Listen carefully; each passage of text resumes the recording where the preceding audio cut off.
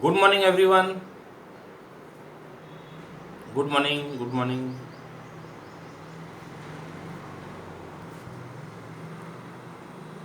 Exercise 8.1 के कुछ और प्रॉब्लम्स है वो डिस्कस करते हैं.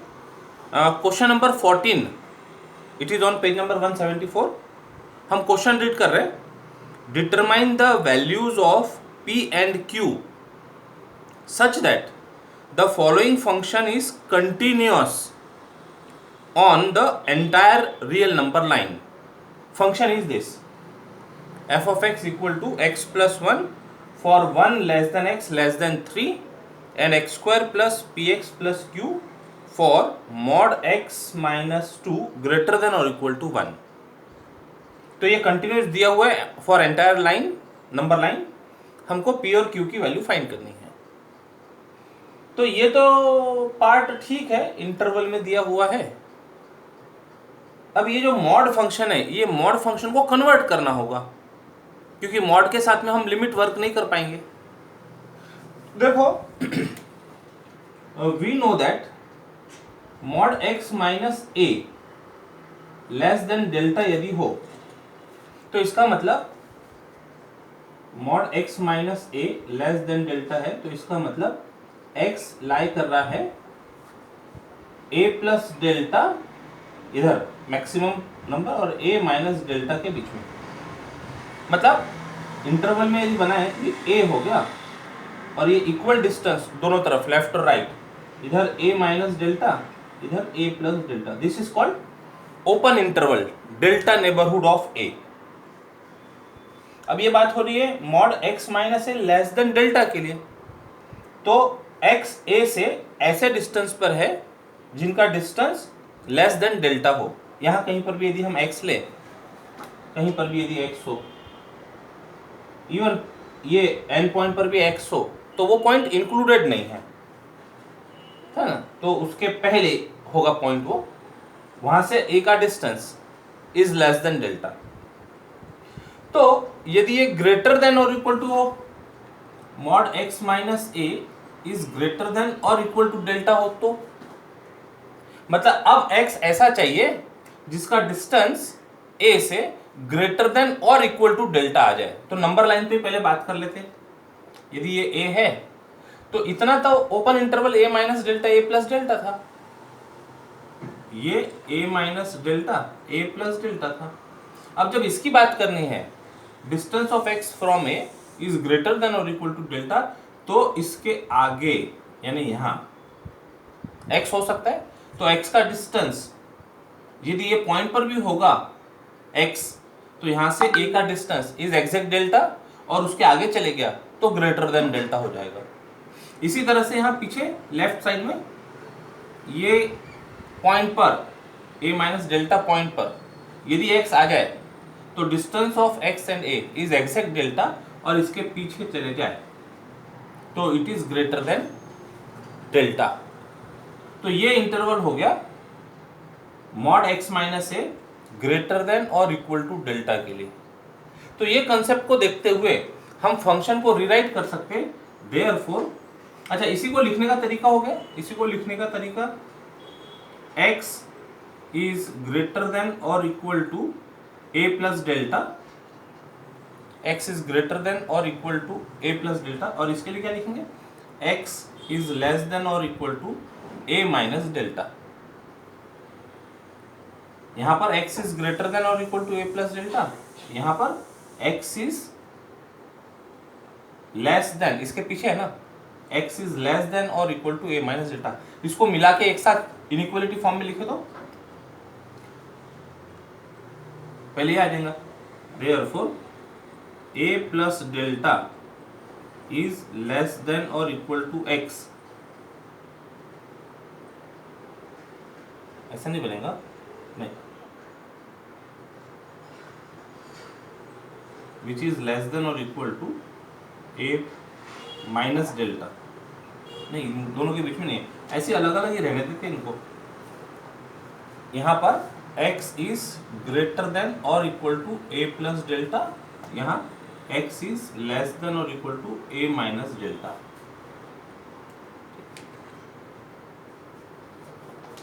तो अब ये नोटेशन से इसको कन्वर्ट कर देते हैं इनइक्वालिटी के फॉर्म में। तो देयरफॉर ये ग्राफ यदि बनाए, पॉइंट है 2 और डिस्टेंस दिया है डेल्टा की जगह दिया है 1, तो इधर इक्वल डिस्टेंस में तो 2 minus 1 will be 1, 2 plus 1 will be 3। तो ये ओपन इंटरवल 1 से 3 के बीच में फंक्शन दिया है x प्लस 1, और इस इंटरवल के लिए मतलब ग्रेटर की बात कर रहे हैं, ग्रेटर देन और इक्वल टू 1, तो ये पार्ट आ गया। यहां पर फंक्शन है x square plus p x plus Q. इसी तरह से पीछे भी जा सकते हैं लेफ्ट साइड में, तो x लेस देन और इक्वल टू 1, इस पार्ट पर भी function is x square plus p x plus Q. अब इसको देखते हुए हम लिमिट की बात, कंटिन्यूटी है ना, तो कंटिन्यूटी डिस्कस करना मतलब लिमिट की बात करना, ये कर सकेंगे। एक चीज और नोट कीजिएगा, जब हम ऐसा लिख रहे हैं x इज लेस देन और equal to a minus delta, x is greater than और इक्वल टू a माइनस, मतलब ये पार्ट और ये पार्ट का यूनियन है, इसको छोड़कर ये दोनों का यूनियन है, तो ये और कहलाएंगे यहां पर। और यानी x इज ग्रेटर देन और equal to a plus delta, और x इज लेस देन और equal to a minus delta. ठीक है, इसी को, ये जो पूरा इंटरवल लिखा है, इसी को लिखने का तरीका ऐसा लिख सकते हैं, that is x belongs to r, इसमें नहीं है बस हमारा फंक्शन, इसमें नहीं है, मतलब ये किसके लिए बात कर रहे हैं हम, therefore mod x minus 2 is greater than और इक्वल टू 0 मीन्स x कहाँ हो रहा है, इसमें या इसमें, बस इस पार्ट में नहीं है, तो इसका मतलब x belongs to r minus open interval 1 3। पूरे रियल नंबर लाइन पर कहीं पर भी हो सकता है, ये ओपन इंटरवल को छोड़कर। और दूसरी तरीके से यदि लिखना हो तो x belongs to minus infinity से 1, ये 1 इंक्लूडेड है, माइनस इधर से आ रहा है पीछे से, माइनस इंफिनिटी से 1 यूनियन 3 से इंफिनिटी, 3 से इंफिनिटी। इसी को लिखने का दूसरा तरीका ये हो गया, union of this two intervals.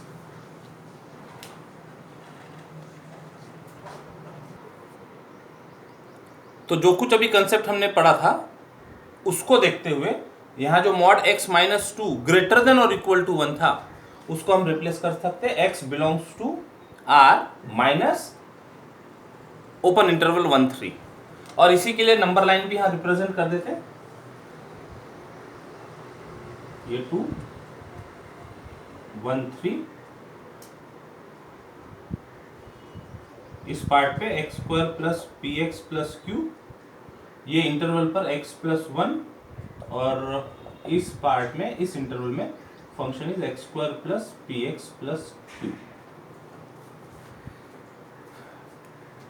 As function is continuous for all x belongs to r,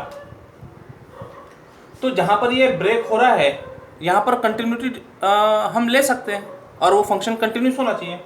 as function is continuous for all x belongs to r, we have limit of f of x tends to 3,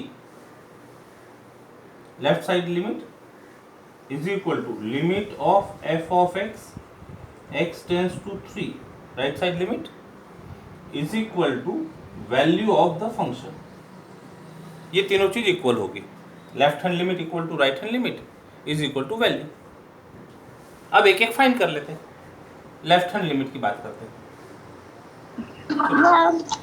पहले value लिख ले, जो pattern से लिखते हैं वही pattern से solve करते हैं। f of 3 is equal to, अब 3 कहां होगा, यहां तो नहीं है 3 इस पार्ट में इंक्लूडेड है, मतलब ये फंक्शन लेना पड़ेगा, सेकंड सेगमेंट यूज करनी पड़ेगी, तो x की वैल्यू 3 रखो, 3 का स्क्वायर प्लस p इंटू 3 यानी 3p लिख देते उसको, 3p plus q segment 2 by segment 2। 3 का स्क्वायर मतलब that is 9 plus 3p plus q। Second, limit of f of x tends to 3 from left side, left side से limit, तो x less than 3, x less than 3 function है x plus 1, ये use करते हैं। तो this is equal to limit of x plus 1 when x tends to 3 by segment 1, this is equal to 3 plus 1 that is 4। Right hand limit भी देख लेते हैं। Limit f of x tends to 3 from right side, तो 3 from right side यहां से आएगा, तो ये part limit of x square plus px plus q when x tends to 3, तो this is equal to 9 plus 3p plus q।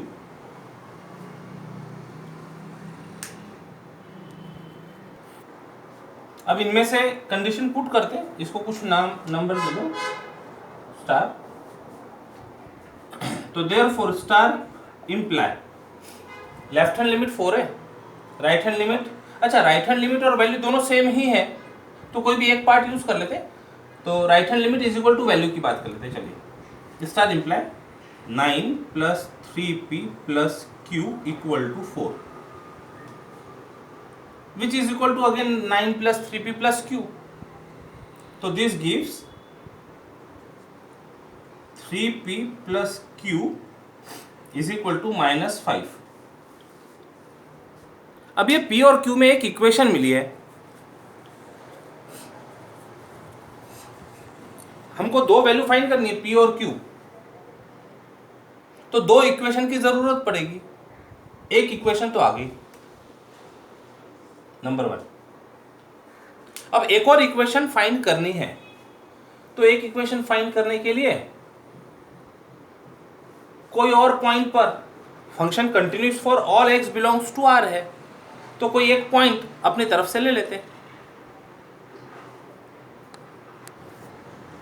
अब continuous for all x है, तो कोई भी x पर हम ले तो फंक्शन कंटिन्यूस होगा, तो left hand limit right hand limit equal to value होगी, लेकिन हमारा पर्पस है p और q में एक और रिलेशन फाइंड करना, तो पॉइंट ऐसा लेना होगा जहां पर जब हम लेफ्ट हैंड लिमिट और राइट हैंड लिमिट और वैल्यू की बात करें तो p q वाला रिलेशन इन्वॉल्व हो। बीच में यदि कोई पॉइंट लेते हैं तो ये पूरे पार्ट में x प्लस 1 है, तो left hand limit equal to right hand limit is equal to value आ जाएंगी, p और q इन्वॉल्व नहीं होंगे। ऐसा जहां ब्रेकिंग पॉइंट है, तो ये ब्रेक होते दिख रहा है जहां से फंक्शन का नेचर चेंज हो रहा है 1 पर, तो 1 पर कंटिन्यूटी ले लेते हैं, तो we can write also we have, ठीक है, इससे आगे लिख लेते हैं, ऑल्सो वी हैव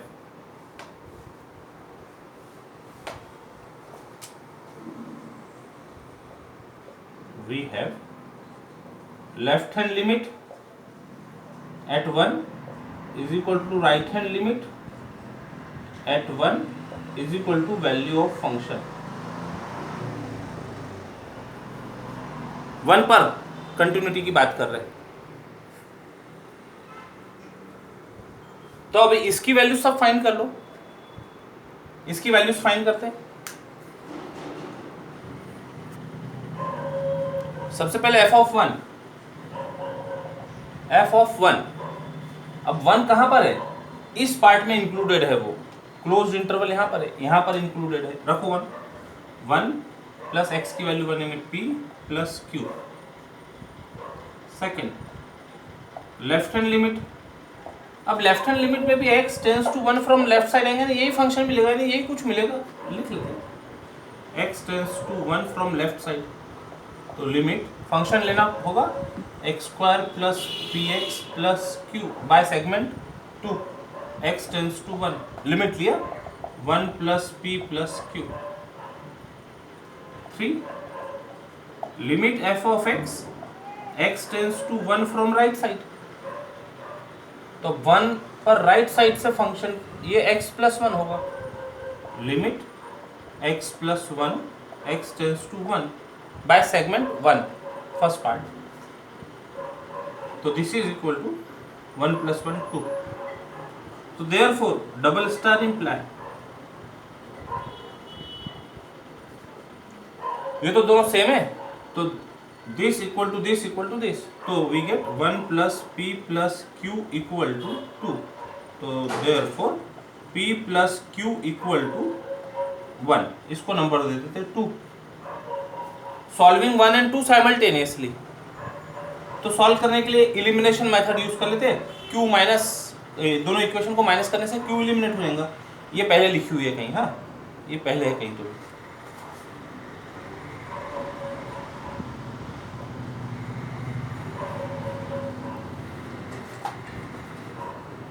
तो equation 1, now equation 1 minus 2 imply 3p में से p गया 2p बचा, q minus q cancel, -5 minus 1 is -6। तो therefore p is equal to -3। फिर एक में वैल्यू पुट कर दो किसी में भी, therefore 2 imply q is equal to 1 minus p which is equal to 1 minus of -3। तो therefore q is equal to 4। तो answer p is -3, q is 4। ये वैल्यू के लिए ये फंक्शन, आंसर ऐसा लिखना, for p is equal to -3, q is equal to 4, given f of x is continuous for all x belongs to R। Entire number line पर function continuous होगा ये values के लिए। तो अभी ये जो प्रॉब्लम सॉल्व किया उससे इस टाइप के प्रॉब्लम, फंक्शन कंटिन्यूअस दिया हो किसी भी पॉइंट पर प्रॉब्लम में और कुछ अननोन दिए होंगे वहां फंक्शन में, तो वो अननोन की वैल्यू फाइंड करना। अब कितने अननोन है उस पर डिपेंड करता है हमको कितने रिलेशन की जरूरत पड़ेगी। सिंगल अननोन होगा तो एक कंडीशन सफिशिएंट होगी एक अननोन फाइंड करने के लिए। अभी इस प्रॉब्लम में दो अननोन p और q फाइंड करने थे, तो दो पॉइंट पर हमको कंटिन्यूटी लेनी पड़ी और फिर हमको दो इक्वेशंस मिली और हमने उनकी वैल्यू फाइंड की। Next is intermediate value theorem for continuous function. देखते हैं, स्टेटमेंट समझिएगा। If f is a continuous function on closed interval ab and if y naught, y की वैल्यू है, y equal to f of x कहते हैं हम, तो y naught is any value between f of a and f of b, then y naught is f of c where c is some point between open interval ab। इसको जरा graph से explain करते देखिएगा। x axis y axis, कोई ऐसा graph ले लिए, ये a है ये b है, तो ये जो वैल्यू होगी, ये इतनी जो वैल्यू होगी, this is f of a,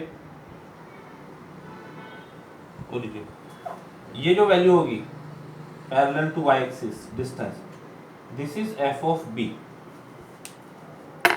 a पर y की value is f of a, ये है y equal to f of x function.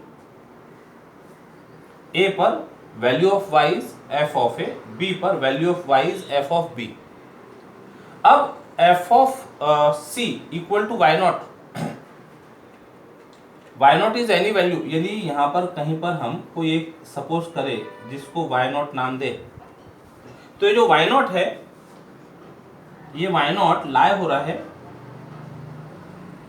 f of a और f ऑफ b के बीच में, कहीं तो भी है। तो इसका मतलब ये जो y नॉट है इसके लिए x, ये इंटरवल में कोई पॉइंट होगा c,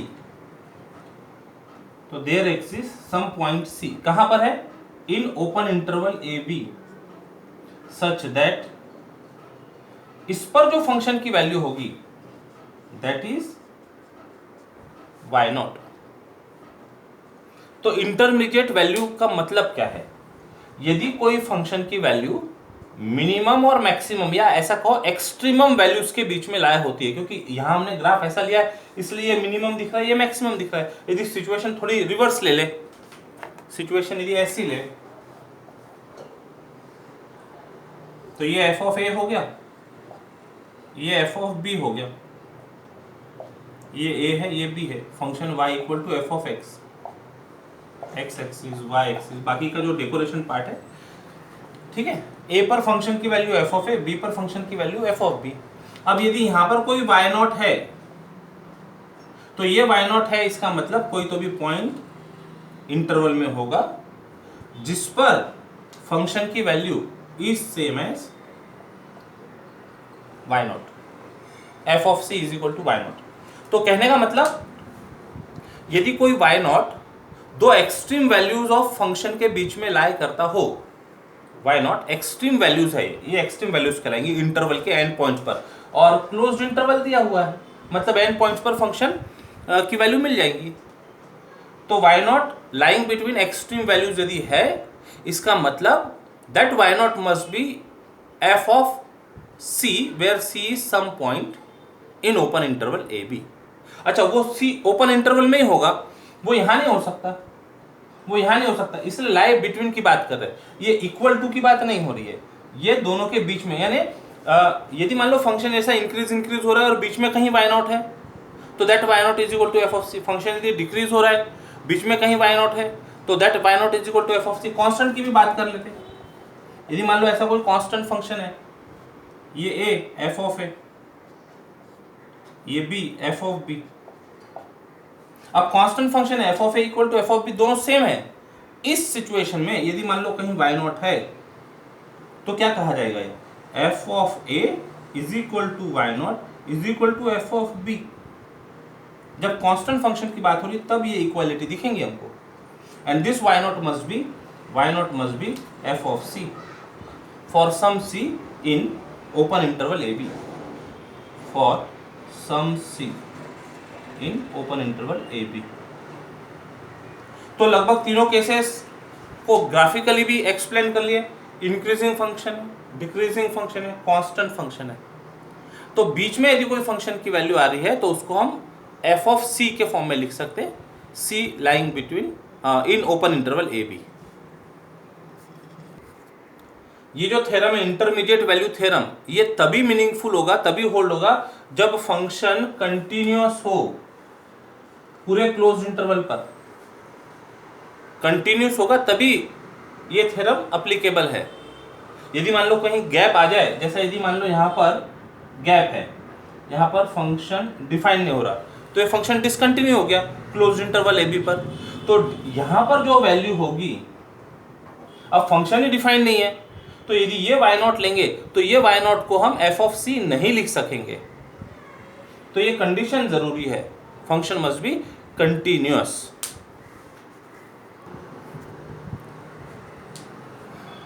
Question number 15 of exercise 1.1, it is on page number 175. Now question is, show that there is a root for the equation 2x cube minus x minus 16 equal to 0 between 2 and 3.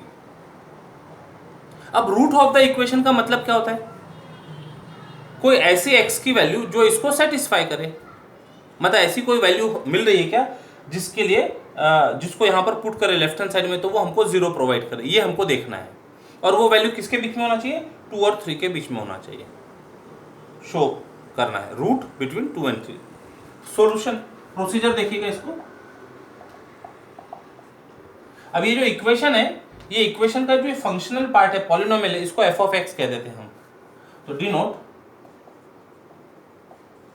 F of x is equal to 2x cube minus x minus 16. तो equation becomes, then equation become f of x equal to 0, और we can write equation as f of x equal to 0। ये left part को हमने f of x बोल दिया है। अब दो पॉइंट दिए हुए 2 और 3, ये पुट करके फंक्शन की वैल्यू फाइंड कर लो। नाउ f of 2 इज क्या हो रहा है, पुट करो यहाँ पर तो 2 to the 4 to the 8 to the 16 minus 2 minus 16 which is equal to minus 2।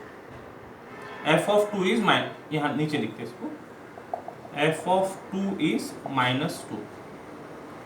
F of 3 find करो, जो वैल्यू दी हुई है रखो यहाँ पर, 3 3 जा 9, 3 जा 27, 27 2 जा, चलो 2 इंटू 27 माइनस 3 माइनस 16 सॉल्व करते, minus 19 which is equal to 5 और 3 बराबर 35।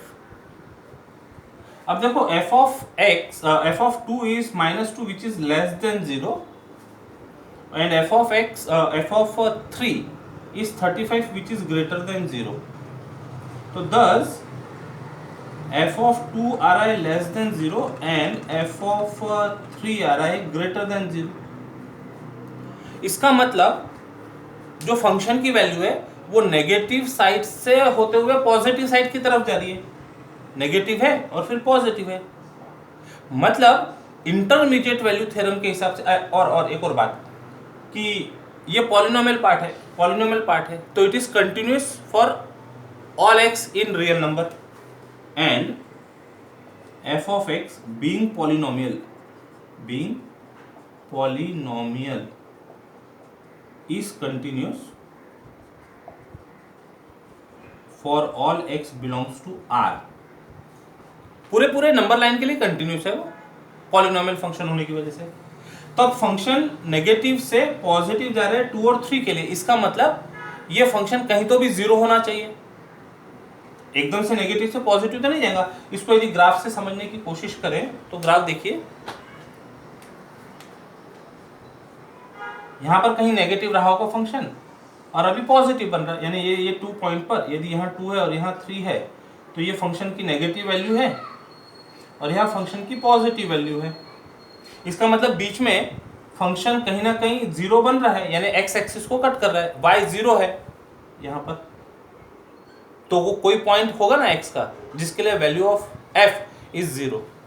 तो by intermediate value theorem conclusion draw करेंगे, therefore by intermediate value theorem वहीं से लेते